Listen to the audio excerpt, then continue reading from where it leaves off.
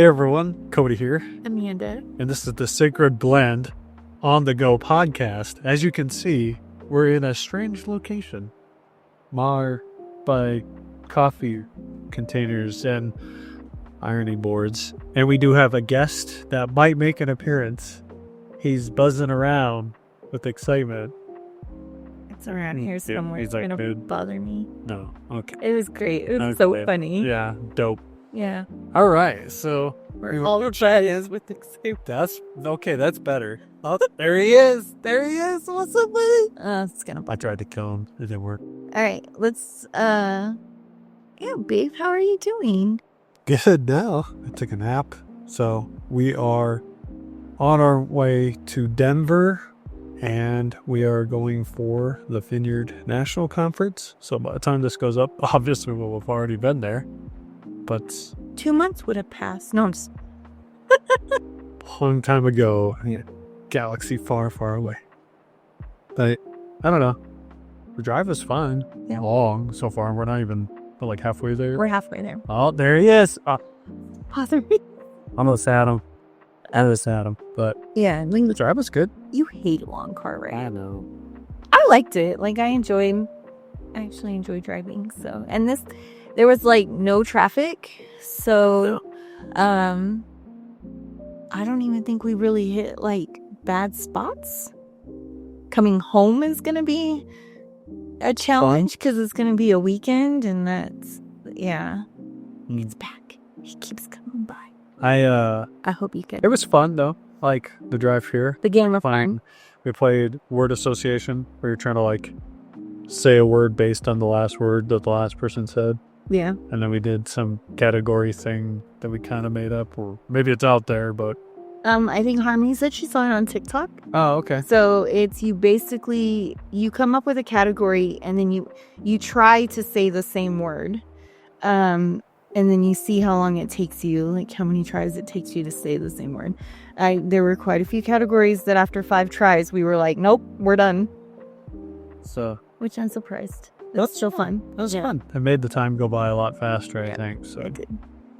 All right. Well, let's get into today's topic. if That you was want. it for check-in? Well, how are you doing then? No, Sorry. it's fine. We're Well, how are fine. you? I'm fine. There he is. Yeah, I just hope you kill it. Oh. Anyway, how are you? I'm good. This is Yeah, good?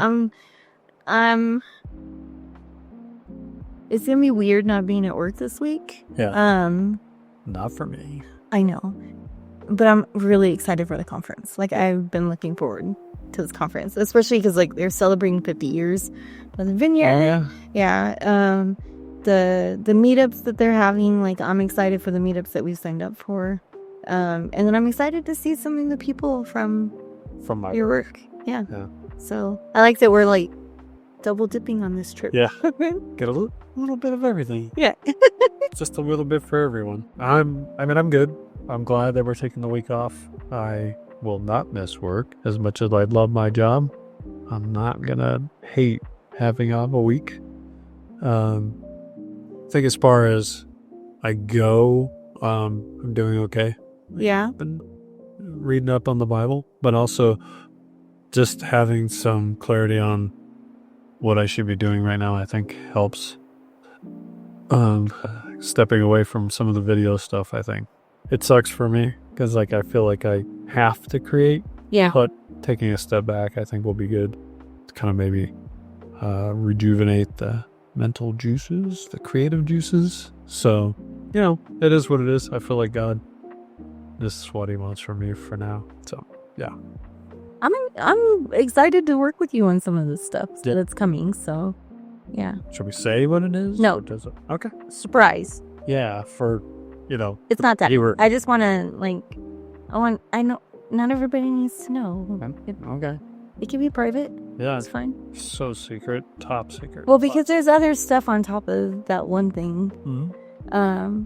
Like I know, like the marital mentoring stuff, like us spending time with our friends in Denver, because they're part of the marriage mentoring, like I'm excited to get to talk to them and see what their plans are for that and how we're going to be able to help with that. Sure. So, yeah. All Yep. right. What's our topic Good. for today?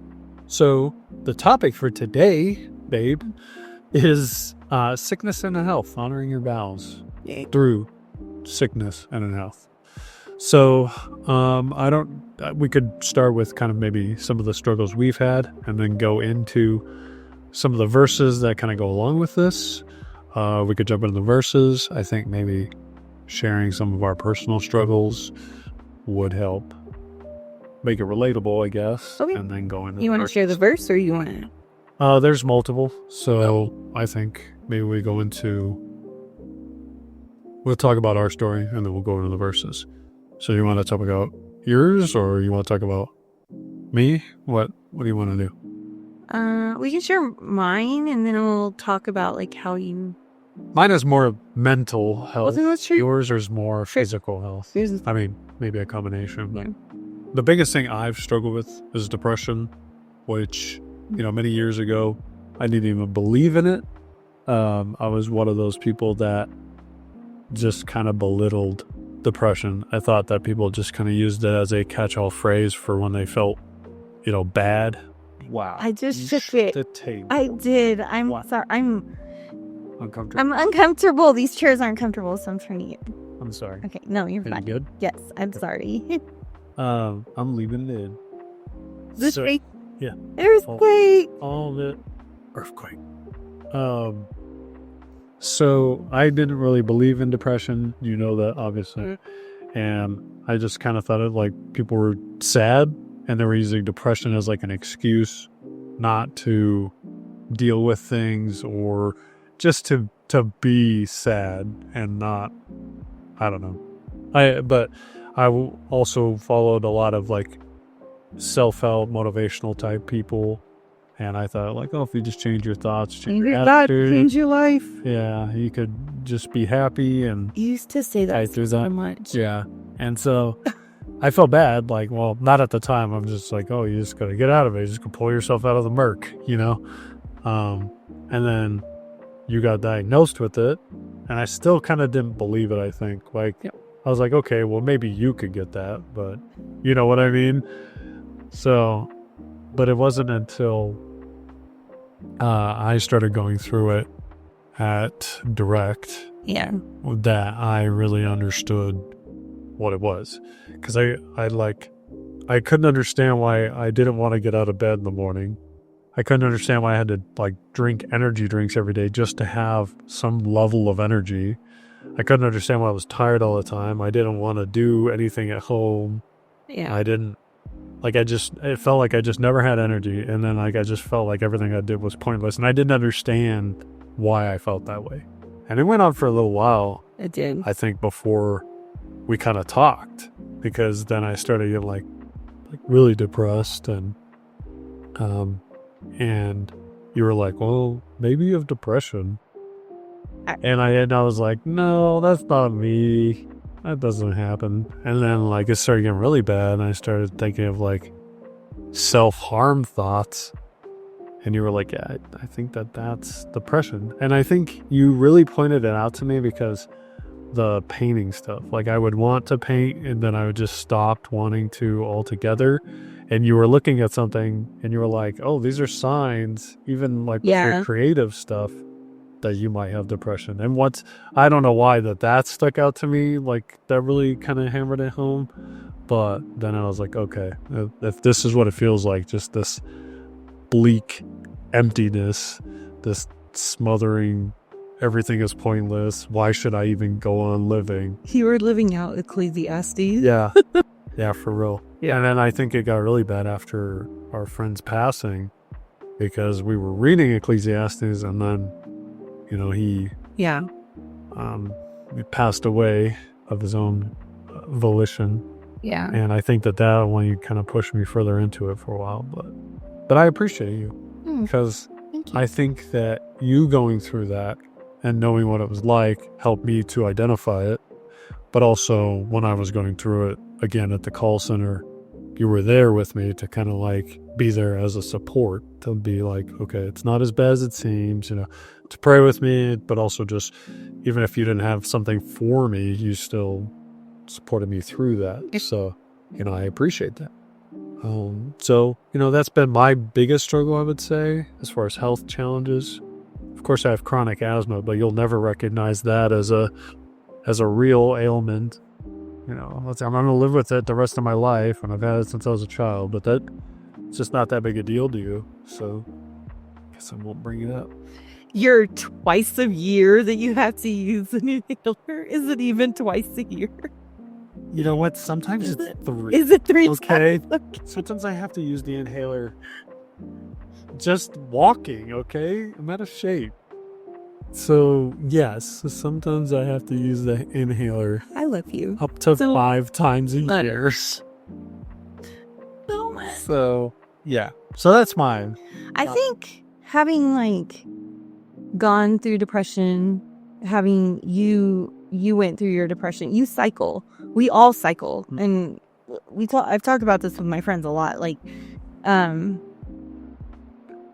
There's a reason I think God has us go through the things that we go through, us in particular, so that we're never in the same spot at the same time. Sure. It's like, yeah, like we alternate. Yeah. So if I'm having a hard time, you've already been through it, so you can help me walk through it. If you're having a hard time, I can help you walk through it because I've already done it. So I think it's good that we've recognized that now. It took us a long time to get there, but there have been points where we were both at a low point together. Yes. But yeah, usually it does seem to kind of rotate. So it's like if I'm going through something, you're there for me, and then I'll come out of it and I'm there for you, and we just kind of trade off. And I think we've had other things, you've kind of maybe also had burnout and stuff. That's probably more tied to diabetes, but even with work and stuff like that. But I think that oh no, my burnout cycles. That's more. I don't know if that's more often than the depression per se, but so the depression goes along with the anxiety and the diagnosis of a chronic illness. Is chronic the right word? Yeah, you'll always have it. Oh, okay. Yeah, so I think depression is just something that comes with it, and so does anxiety. It's all tied together, and we have our highs and our lows, but there's days where it just hits you I'm gonna be living with this for the rest of my life, and that sucks. And then there's days where it hits you, you're the only one in your family going through this. Do you want to share what it is? Just yeah. Okay. So or watching or maybe go into. We started our marriage we were both healthy. So we went into our relationship. As far as we knew. Yeah. Right. As far as we knew, we were both healthy. We went into the relationship, into the marriage, expecting health. We could do stuff together. We were active at the time that we met. Yeah. And then about a year and a half after we got married, I was diagnosed with type 1 diabetes, which being an older adult, so it's considered let's turn half because it was in 2009. We were married in 2008 though. I said into our marriage. I'm sorry. So relationship about 2.5 years. Okay. Because it was almost 2 years into our marriage. But I have cousins that were born with type 1 diabetes.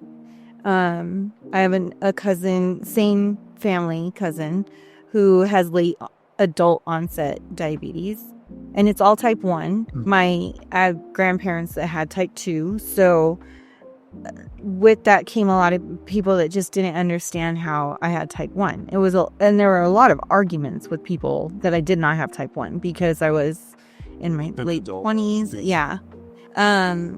So when I was diagnosed, that was hard because we were at a point where we were trying to have a baby, so we had to stop trying for a child, get my numbers under control, and go through a lot of doctor's appointments before we were able to start trying again. And then there were so many lows, physical lows. My blood sugar hit 15 one time when I think you were serving at the food bank and I was home alone. And I'm sitting in the kitchen drinking juice, freaking out like this can't be like a normal feeling. But that happened so many times that first year of hitting that low. And when I talk to people now, it's like they feel like that's an unbelievable number to hit because you are pretty close to death at that point. But also my highs, like I've hit really high even before I was diagnosed. I mean, my averages, based on the A1C that I was diagnosed at, was like in the 600s. So that was, and I had no idea. So this wasn't something that my family looked out for. It wasn't something that was ever like on our radar. My father thinks it's because I drink sugar all the time, which had nothing to do with it. Oh, do you want to say how you got diabetes? Oh, okay. Because it wasn't because of sugar. No, it wasn't. The doctors say it was dormant in my system. So no matter how it happened, eventually I was going to end up with it. It just happened to happen in my 20s. I could have had it earlier. This just happened in my 20s. So I remember it was October. Yep. I think I got the flu. I really thought I was just sick with the flu. Well, we both got sick. Yeah, but like really sick for like 3 days at least. Yeah. And then like I got better and my wife took longer to get better. It did. It took, but I've always been like that. Like my sickness has always taken a while for me to get better from anyways. Which now looking back, okay, everything lines up, makes sense. But anyways, in October I got sick. To the point where like my vision had gone out while we were playing like a video game. Like we had to pause what we were playing because I couldn't play Borderlands. Was it? I think we were playing Left 4 Dead. Maybe. Well, I think it was Left 4 Dead because we were playing online with those people that we didn't know. And it was Left 4 Dead when we were doing that. Okay. Anyway, so it was just a weird series of events that happened. So from October to December, it just kept getting worse. And by the time December hit, at the time I was working at the medical board. So I worked with nurses and doctors and people that were from the medical community. So they recognized the signs that I was showing, but I was completely like, no, I'm fine. Nothing's wrong with me. This is normal. But I was like going to the bathroom all the time. I was drinking because we would go to AJ's and get 32-ounce Mr. Pibbs. Yeah. Huge drinks. And then we'd go and get tea. Multiple times a day we were going and getting like drinks. And I was drinking so many of those a day and peeing all the time and taking, like, I could not stay awake. Like I would fall asleep doing anything at all. Like I just was so tired all the time. I had no energy. Even after drinking like all that sugar, I still had no energy. So finally we went to the doctor, and that's when we found out that it was type 1 diabetes. And I was on shots. So I was taking, I think by the time I got pregnant with Benjamin, we were up to 7 shots a day. I'm pretty sure it was 7. Yeah. And it was like mentally messing you up because you were giving me my shots. You were helping me take my shot. Yeah. And you just kept developing bruises. And I felt so bad, like I was contributing to your pain. I knew intellectually it was helping you, but causing the bruises, and it was painful. So like you obviously winced and stuff. You're like, I feel so bad. And I couldn't, no matter what we did, I always bruised. So no matter where we did the shots, it did not matter. I always had a bruise. Yeah. And I even tried like tricks that the doctors would tell me and still end up with bruises. And it just, so then I ended up on an insulin pump.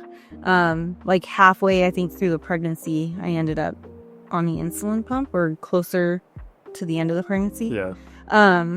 Which I heard is not a normal thing that they do. Like they normally wait until after you have the baby to do that. But I couldn't wait any longer. Like, it was unusual. So the whole like diagnosis was weird. Oh, so finding out the sickness, what my body did was my body attacked my pancreas thinking my pancreas was the virus, and it basically just shut my pancreas down. Yeah. So my pancreas just no longer produces insulin. And I do not know how many tests I've gone through just to prove to the insurance companies that I do not produce insulin. And some people are like, oh, well, you have late onset, so your insulin just isn't being used. And it's like, no.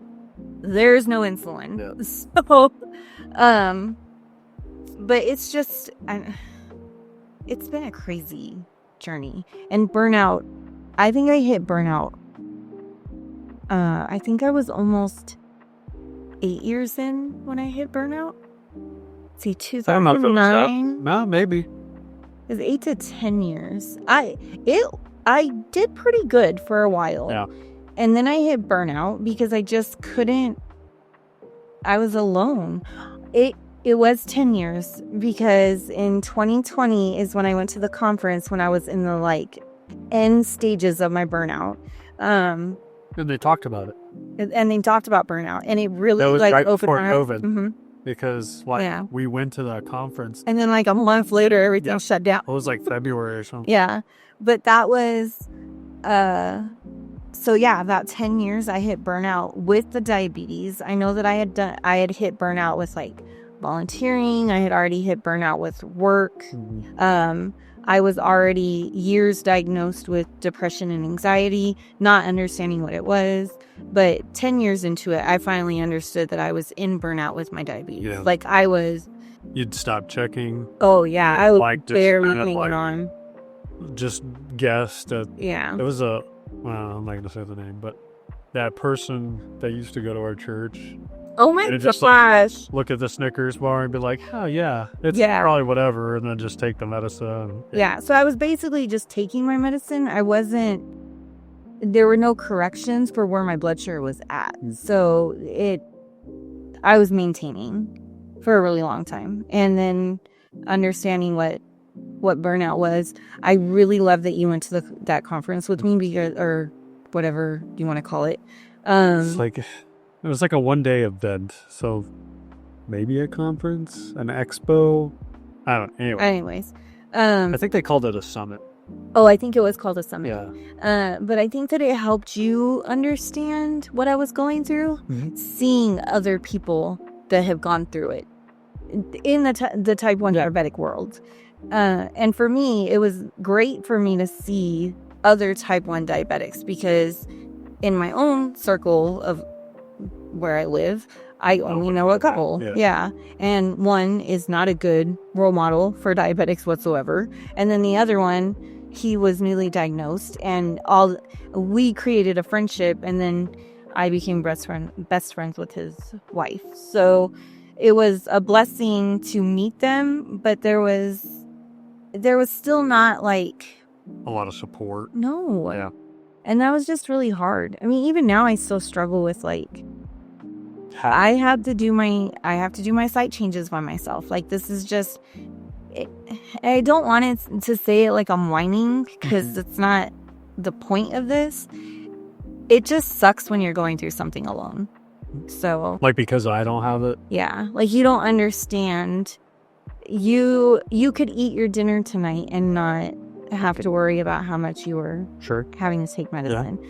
I took medicine thinking I was doing it right, and I even extended it because I was having french fries and those always hit me later.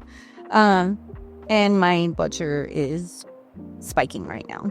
So like as we're talking, that's put sugar in the drink though. Oh yeah, there was a lot of sugar in that drink. But I thought that I had covered it with what I bolused for it. So it's stuff like that and I remember one time we went out I'm talking way too much. I'm sorry. Wrap it up. I know. I remember one time we went out to dinner with your sisters. Yeah. I think for someone's birthday. And I had like a meltdown at the table because it was so hard to just watch everyone be able to just order and eat.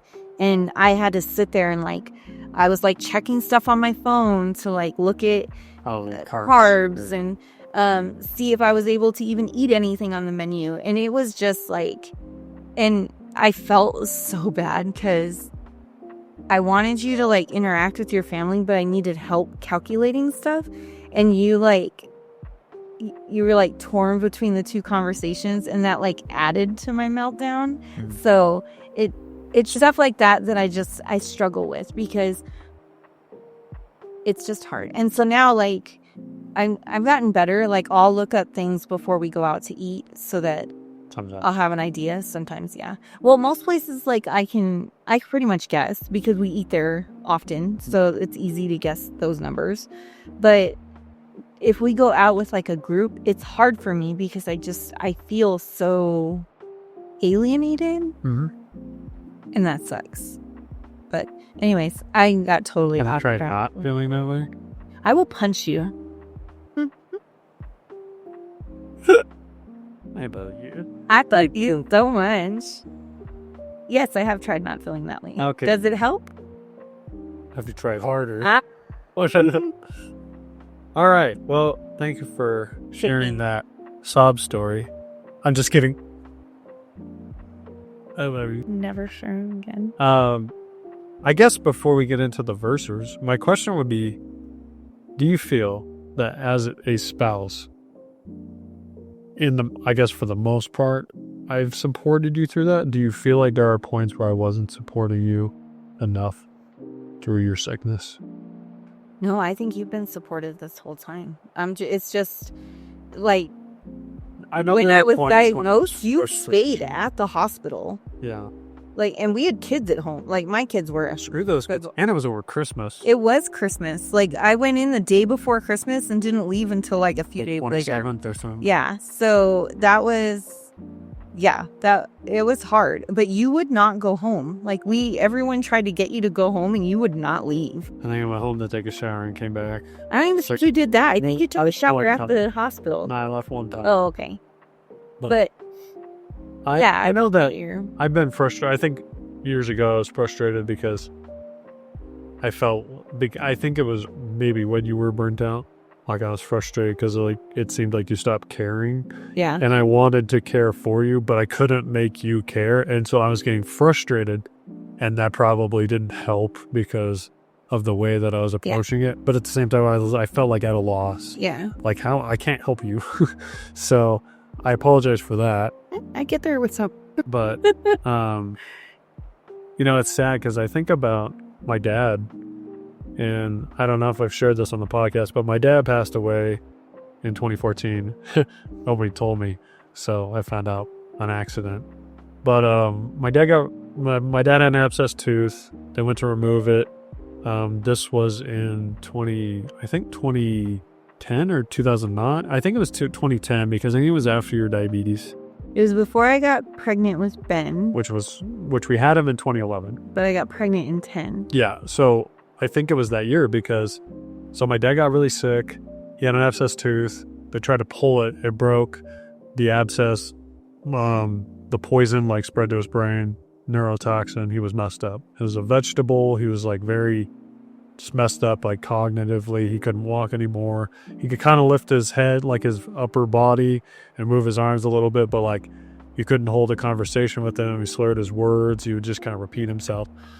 And so I didn't really know my dad that well growing up. Well, I saw him off and on, and the last time I saw him, like where he was in good health, I was 18, I believe, because I was working at Pepsi. And my car had broken down, and he came and picked me up and gave me a ride to work. And that was the last time I saw him in good health, and so that was 2006. So for years, I didn't see him from the time that he gave me that ride to the time he got sick. And I found out that like he had gotten married and, kind of had a life, I guess. And I found out, sadly, that when he got sick, because he was never going to be better, the old woman that he had married left. And like that kind of crushed me because I was like, I didn't even know the lady. I met her one time at the hospital. Oh, yeah. When we were at the hospital for him when he got sick. And that was the only time I met her. And then later when we went to go see him at my grandmother's house, like they said that she cut ties. And I was like, that's so sad that you would like just give that up.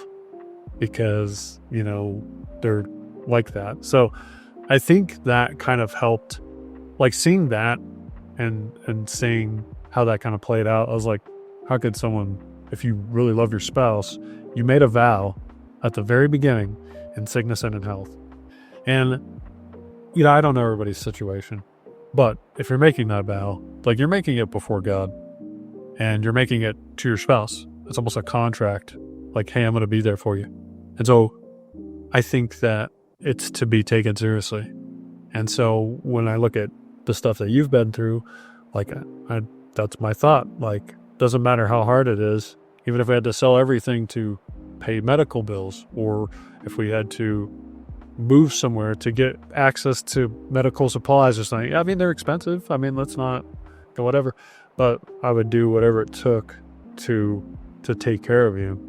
So that's just kind of my position on it. Not saying it's easy, but none of this has been easy. Yeah. So I love you. I love you. I do feel like you've supported, like you've taken care of me a lot.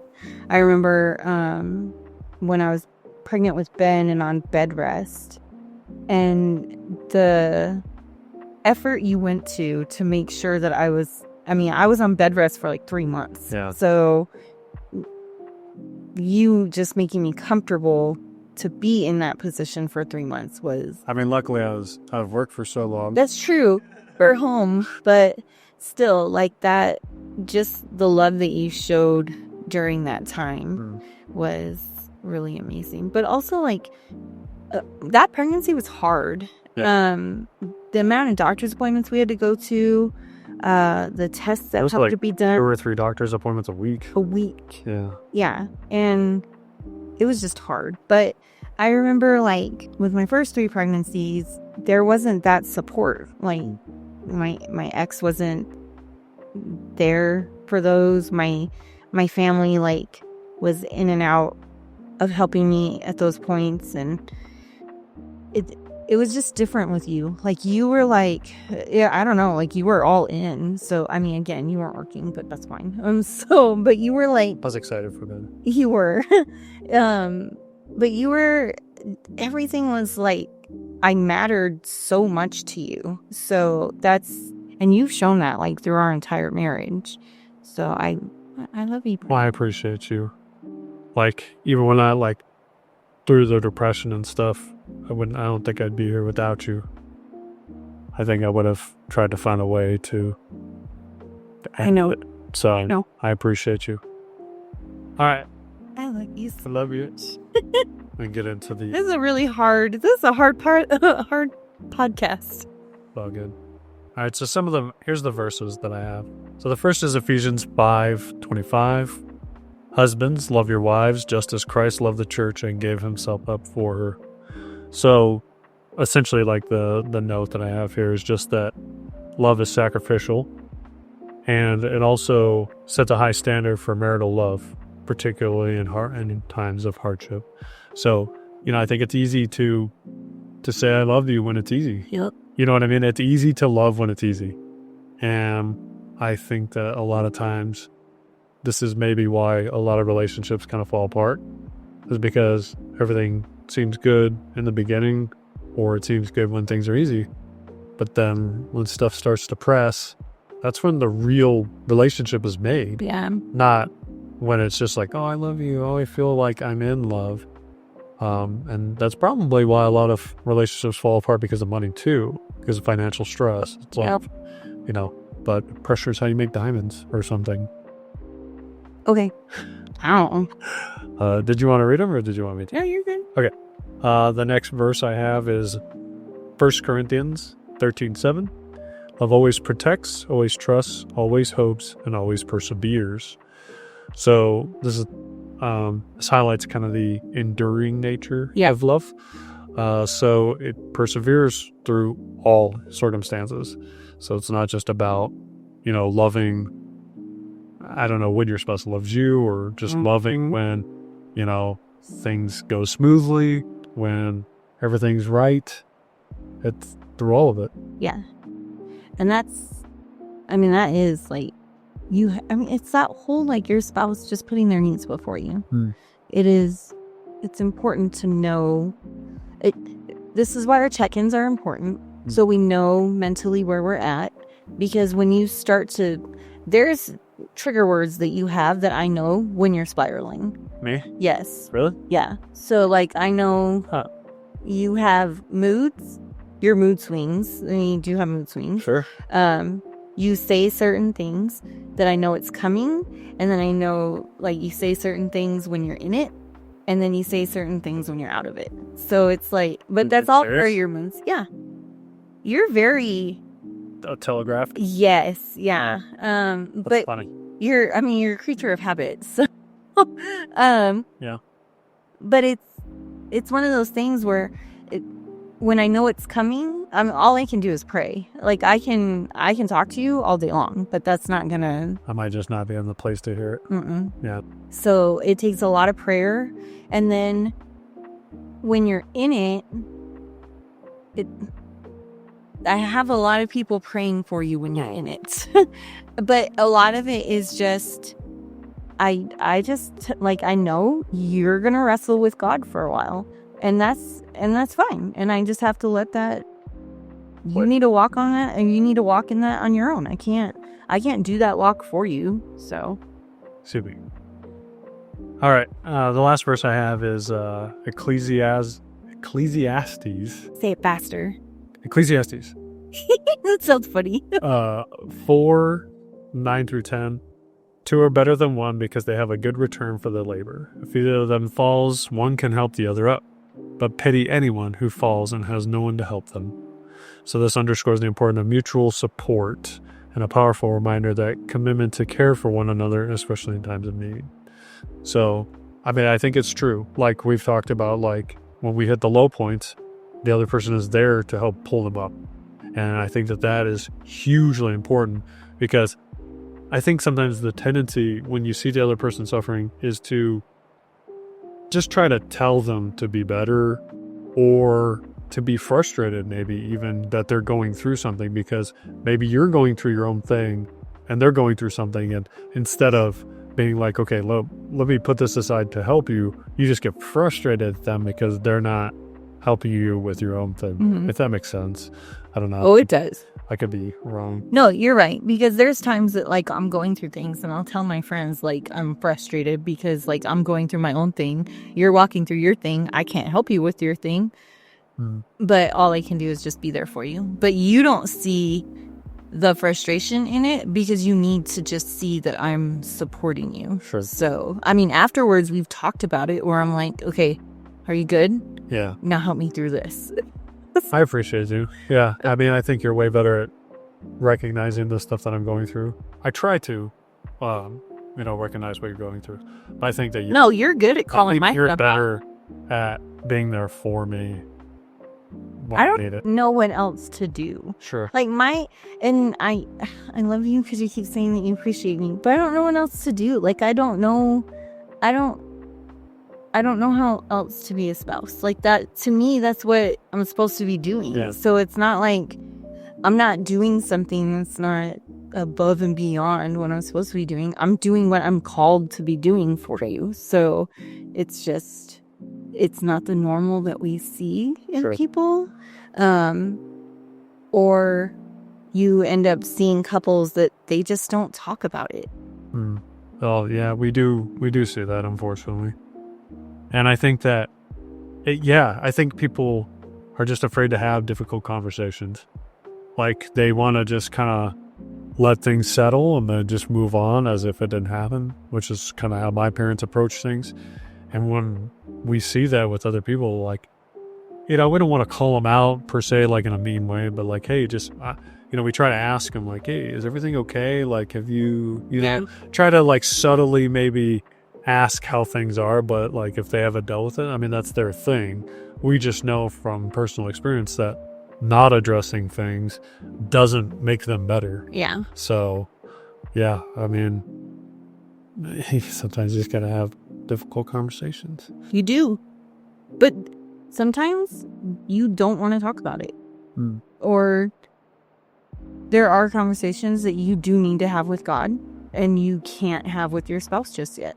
Afterwards, you can have this conversation with them, but there's a lot, like when I say that you got to walk that with God yourself, like there's things that like I can't put things on your heart. That's the Holy Spirit. So I got to just be patient and wait for the Holy Spirit to step in and do things. And it's really where I'm at in a lot of things with you. So. Oh, I'm sorry. Don't be sorry. But that's the whole, I have faith that there are so many things that I know, or I have faith that it's coming. And I just have to wait for the Holy Spirit to just prompt you for it.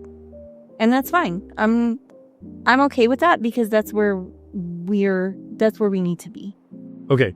So you good to get into some of these suggestions? Let's do it. Okay. Do you want me to read? There's verses for all of these, and there's like 6 suggestions. So do you want me to read the verse for all of them, or just can I go through the suggestions? Can you say, like, just reference the verse and we can put it on screen? I'll just read it. We'll just kind of. Okay. Suggestion number 1. Do you want to read? You want to read them since I did all the reading? Prioritize being physically and emotionally present for your spouse during times of illness. Your presence can provide immense comfort and strength. Your verses: bear one another's burdens and so fulfill the law of Christ. Galatians 6:2. I think that's good. Yeah. Like bearing the burdens. That's a great way to put it because, that's a great verse actually, because it just came to mind that it's like, when you get married, you're yoked. And with a yoke, there's the 2 oxen together and they're pulling the same weight together. So when you get married, it's not just your thing or my thing, almost like finances, right? Now that's a joint thing. So now your struggles are my struggles. And so we put those burdens together so that we can share the weight of that together. So I think that's a great verse. Let's talk about in illnesses, because I want to talk about when you get sick, because you totally get man sick and you don't let me help you most of the time.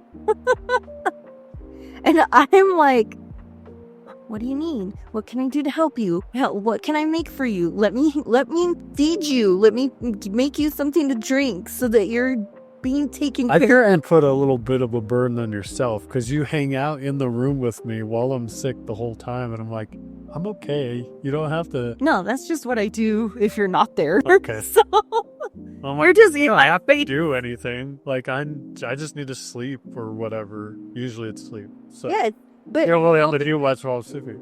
But hot toddies will help, and you are just like, no, I'm good. And then you get to a point where you're like, yeah, I could probably use one. And it's like, okay, well, had you taken it 3 hours ago when I first suggested it? Okay, I won't take it then.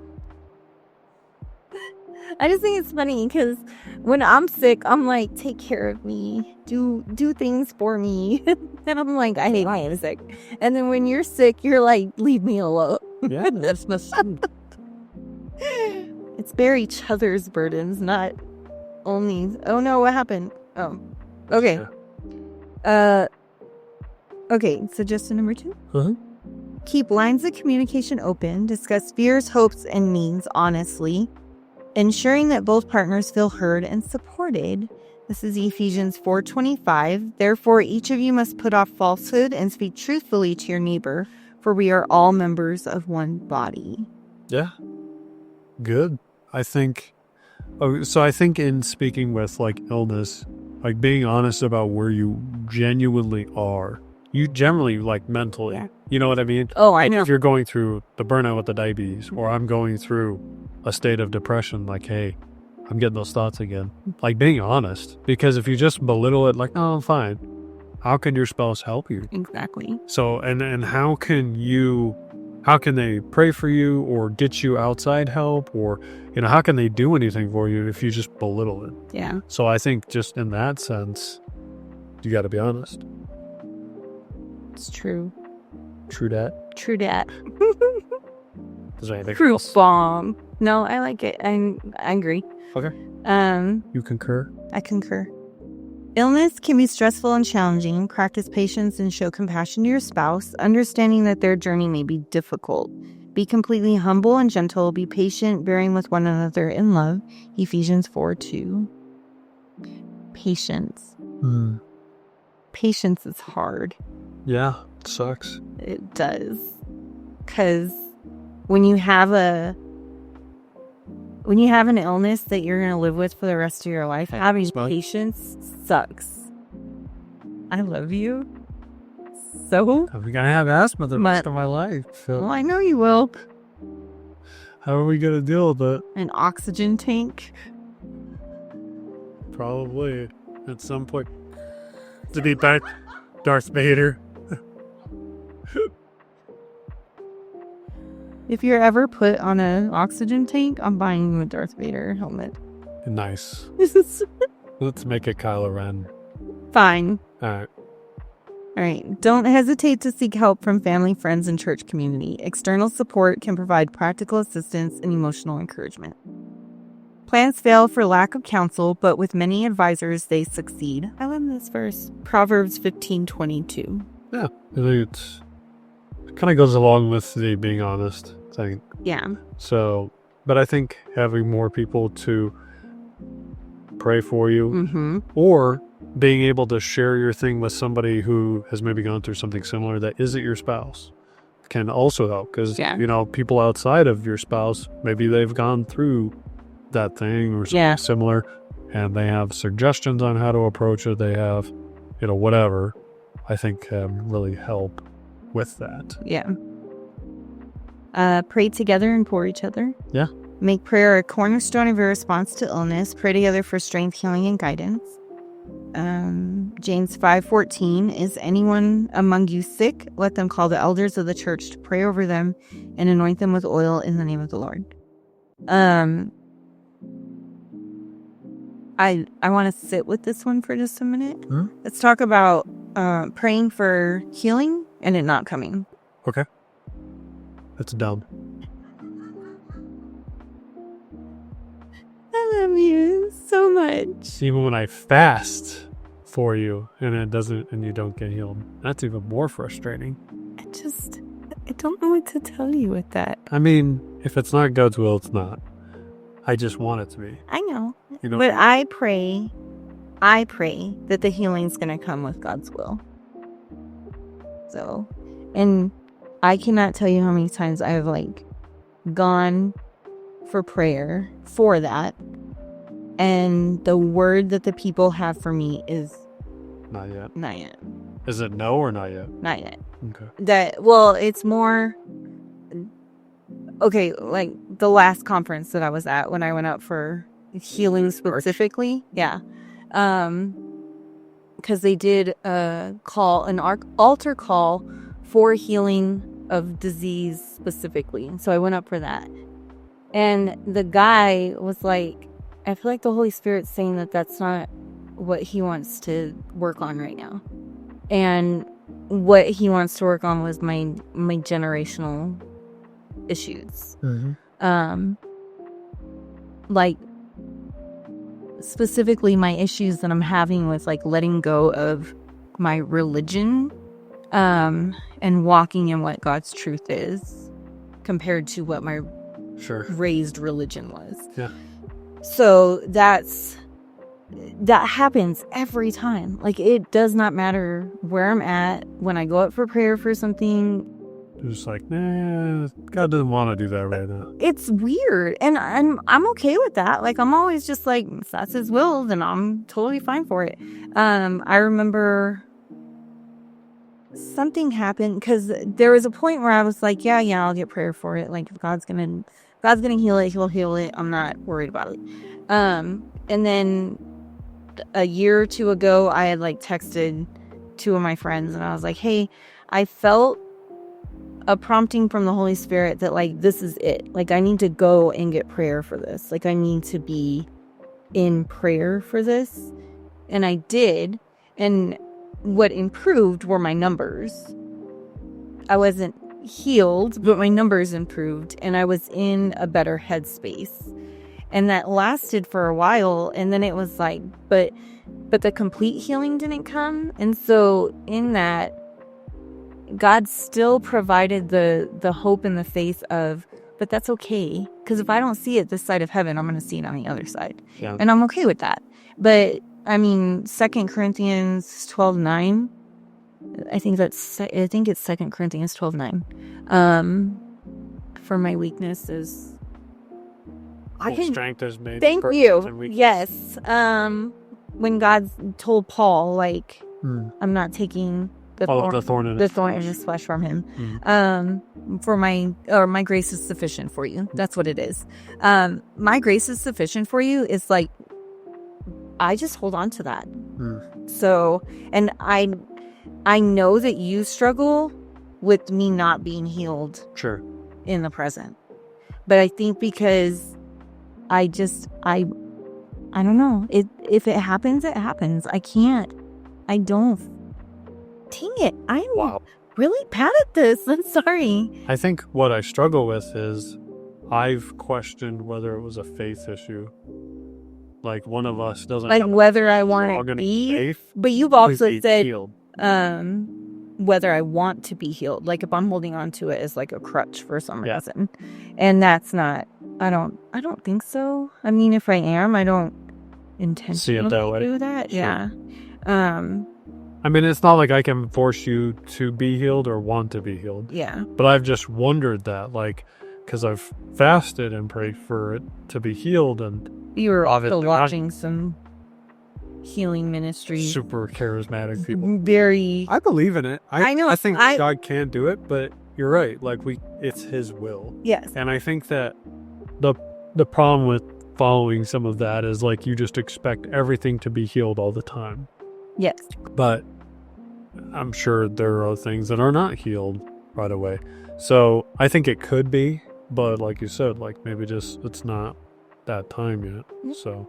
And I always use it as an opportunity. I feel like there's a reason I have it. There's a reason I still have it. There's people that we wouldn't have met. I would not have my best friends that I have now had I not met the person at church, the only other person I know at church that had diabetes. Like, and there's other people, situations that I've walked through where people they've had the symptoms and it's like, hey, I have the same symptoms. You probably need to go get tested for this. Yeah. So if I hadn't walked through that, plus all the depression and stuff, if I hadn't walked through that, there's so many people that I would not have been able to speak into. Yeah. So it's a burden, but at the same time, I believe that God's going to heal me in His time. One way or another. Yeah. So. Cool.